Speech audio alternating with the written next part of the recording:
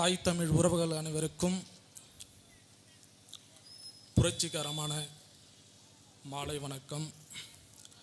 ஈகை பெருநாளாம் ரம்ஜானை கொண்டாடும் இஸ்லாமிய சொந்தங்களுக்கு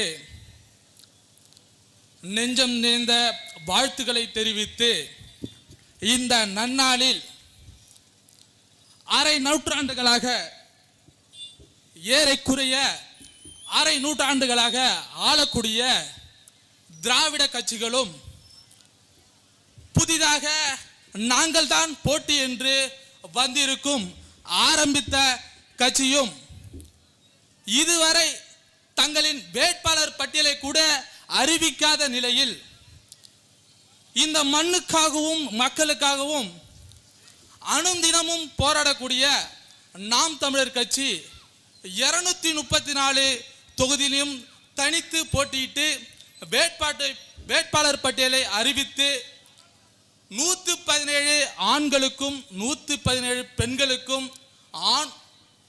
ஆணுக்கும் பெண்ணுக்கும் சரிசமமாக வழங்கி தேர்தல் களத்தில் நிற்கிறது. நாம் தமிழர் கட்சிக்கு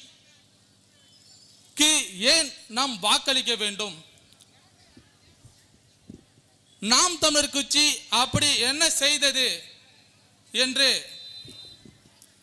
கேட்கக்கூடிய அனைவருக்கும் 2009 இலங்கையில் என் தாய் தமிழ் சொந்தங்களை கொன்று குவித்த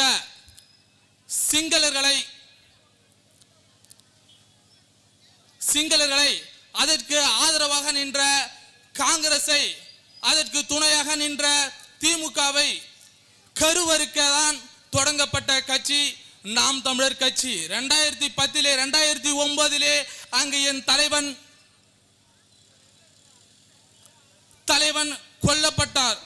2010 அதே மே 18 எங்கு அங்கு புலிக்கடி இறக்கப்பட்டதோ அதே இடத்தில் இங்கு இன்னொரு தாய் நிலமான தமிழ்நாட்டில் புலிக்கொடி அதே மே 18 ஏற்றப்பட்டு எந்த தேசிய கட்சிகளிடம் கூட்டணி கிடையாது, எந்த திராவிட கட்சிகளிடம் கூட்டணி கிடையாது என்று அறிவித்து எந்த நோக்கத்திற்காக அரசியல் பாதையை தேர்ந்தெடுத்து வந்தாரோ தமிழருக்கான வேலை வாய்ப்பு, தமிழருக்கான நலன், தமிழருக்கான மட்டுமே இந்த தாய் நிலம், தமிழருக்காக மட்டுமே இந்த தாய் நிலம் என்று சொல்லி 2010 ஆரம்பித்து இதுவரை 2026 வரை கொள்கையில் எந்த ஒரு சமரசமும் இன்றி களத்திலே நிற்கக்கூடிய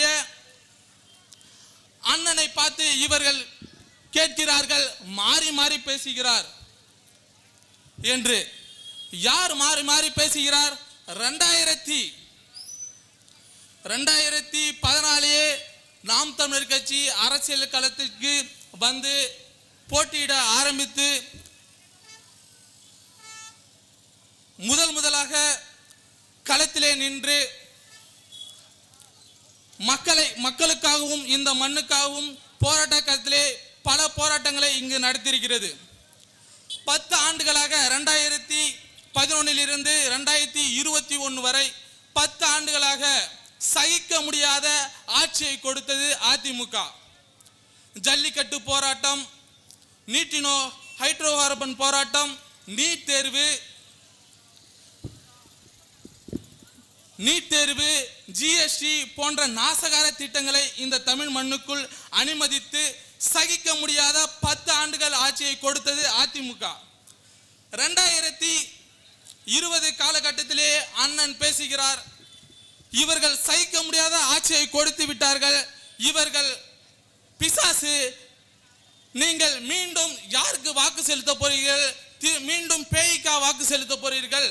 திரும்பவும் இந்த திமுக ஆட்சியை, கொடூரமான ஆட்சியை கொண்டு வராதீர்கள் என்று 2020 எல்லா இடங்களிலும் பரப்புரை செய்தார்கள். ஆனால் 2021 மீண்டும் நீங்கள் கொண்டு வந்தது திமுக அரசை, பிசாசை வேண்டாம் என்று பேயை கொண்டு வந்தீர்கள். அந்த பேய் என்ன 5 ஆண்டுகளா இந்த மண்ணில் என்ன செய்திருக்கிறது என்று உங்களுக்கே தெரியும். போராட ஒருவர் கூட இல்லை. விவசாயிகள் போராட்டம், மாணவர்கள் போராட்டம், ஆசிரியர் போராட்டம் என்று, தூய்மை பணியாளர்கள் போராட்டம் என்று போராடாத ஒரு துறையினர் கூட இல்லை. 5 ஆண்டுகளாக போராட்டம் மட்டுமே இந்த மக்களின் வாழ்க்கையாக இருந்தது. அண்ணன் 2020 திமுக எதிர்த்து பேசும்போது இவர்கள் பேசினார்கள், 10 ஆண்டுகளாக அதிமுக ஆண்டது, அவர்களை பற்றி நீங்கள் பேசாமல் ஏன் திமுக பற்றி பேசுகிறீர்கள் என்று. திமுக என்ன செய்தது என்று எங்களுக்கு தெரியும். அவர்கள் இவர்களை விட மோசமானவர்கள் என்று அண்ணன் அப்பயே முழங்கினார். ஏனென்றால் சீட்டுக்காகவும் நோட்டுக்காகவும் இவர்கள் என்ன வேணா செய்வார்கள் என்று. இந்த மக்களின் சீட்டு இதுவரை இருக்கக்கூடிய அனைத்து கட்சிகளையும் இதுவரை யாருமே வேட்பாளர் பட்டியலை அறிவிக்கலை. காரணம், இவர்கள் சீட்டுக்கானும் நோட்டுக்கானவர்கள், நாங்கள் மக்களுக்கானவர்கள். இவர்கள் இலவசத்திற்கானவர்கள், நாங்கள் இலவசத்தை எதிர்த்து மக்களின் வாழ்க்கை தரத்தை உயர்த்துவதாக வந்தவர்கள். அடுத்த 5 ஆண்டு திமுக 10 லட்சம் கோடி இதுவரை வாங்கியுள்ளது. 5 லட்சம் கோடியாய் இருந்த கடனை 10 லட்சம் கோடியாக மாற்றியதுதான் இந்த திமுக அரசின் ஒற்றை சாதனை. வேறு ஏதாவது சாதனை என்று சொல்ல முடியுமா? அனைத்தையும் தனியார் மயமாக ஆக்கிவிட்டது. ஒருவன் கடன் வாங்கினா என்ன செய்வானா, தான் தொழில் செஞ்சு தான் வருவாயை பெருக்கி தன்னை உயர்த்தி கொள்வதற்கு தான் இவர்கள் கடனை வாங்குவார்கள். ஆனால் இவர்கள் கடனை வாங்கி பெரு முதலாளிகளிடம் கடனை கொடுத்து அவர்களை வளர்த்து விட்டு இங்க எளிய மக்களின் வரியை வாங்கி சுரண்டி அவர்கள் ஏழ்மை நிலை வறுமையில் கொண்டு போவதுதான் இவர்களின் 5 ஆண்டு சாதனையாக இருந்தது. இப்பொழுது புதிதாக வந்திருக்கக்கூடிய ஆரம்பித்த கட்சி அண்ணன் விஜய் அவர்கள், நாங்கள் 2 பொறிக்கு தான் போட்டி, இங்கு திமுகவுக்கும் டிவிகேவுக்கு தான் போட்டி என்று சொல்லிக் கொண்டு இருக்கிறார். ஆனால் இங்கு 2 பேருக்கு தான் போட்டி. ஒன்று தமிழ் தேசிய பிள்ளைகளுக்கும், இன்னொன்று திராவிட நரிகளுக்கும். இங்கு திராவிட நரிகளா தமிழ் தேசிய புலிகளா என்பதுதான் இங்கு களத்தில். ஏன் திராவிடம் வேண்டாம்? முல்லை பெரியாற்று அணை, காவிரி நதிநீர் உரிமை, தெலுங்கர்களின் முக்கிய பதவிகளில் தெலுங்கர்கள் ஆதிக்கம் என்று இவர்கள் பிற மொழியாளர்கள் எல்லாம் திராவிட போர்வைக்குள் தமிழர்களை ஆண்டு நசுக்கிக் கொண்டிருக்கின்றனர். வளங்களை எல்லாம் சுரண்டி சிறு நாடுகள் எல்லாம் ஒற்றை வளங்களை வைத்து பெரிதாக பெருமை மிக்க வாழ்வை வாழ்ந்து கொண்டிருக்கின்றன. ஆனால் அனைத்து வளங்களையும் வைத்துக் கொண்டு நாங்கள் அடிமை இனமாக வாழ்ந்து கொண்டிருக்கிறோம். ஏன் என்றால் நம் தமிழராய் ஒரு தலைவன் இல்லை. அதனால்தான் என் அண்ணன் சீமான் அவர்கள் அதை பின்பற்றி இந்த மக்களுக்காகவும் மண்ணுக்காகவும் போராடி கொண்டிருக்கிறார். அவர்களுக்கு வாக்கு செலுத்தி விவசாய சின்னத்தில் வாக்குகளை, உங்கள் பொன்னான வாக்குகளை விவசாய சின்னத்தில் செலுத்துங்கள்.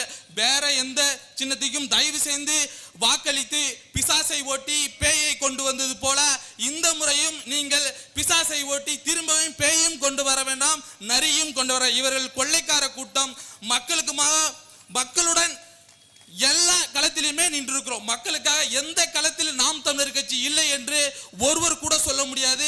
மக்கள் அணிதினமும் போராடக்கூடிய எல்லா பிரச்சனையும் முதல் தலைவராக என் அண்ணன் நின்றிருக்கிறார். மக்கள் பிரச்சனைக்காக அவரை வலிமைப்படுத்துங்கள்.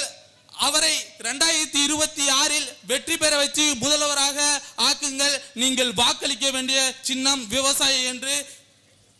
தமிழ்தாய் வாழ்க, தலைவர் பிரபாகரன் வாழ்க.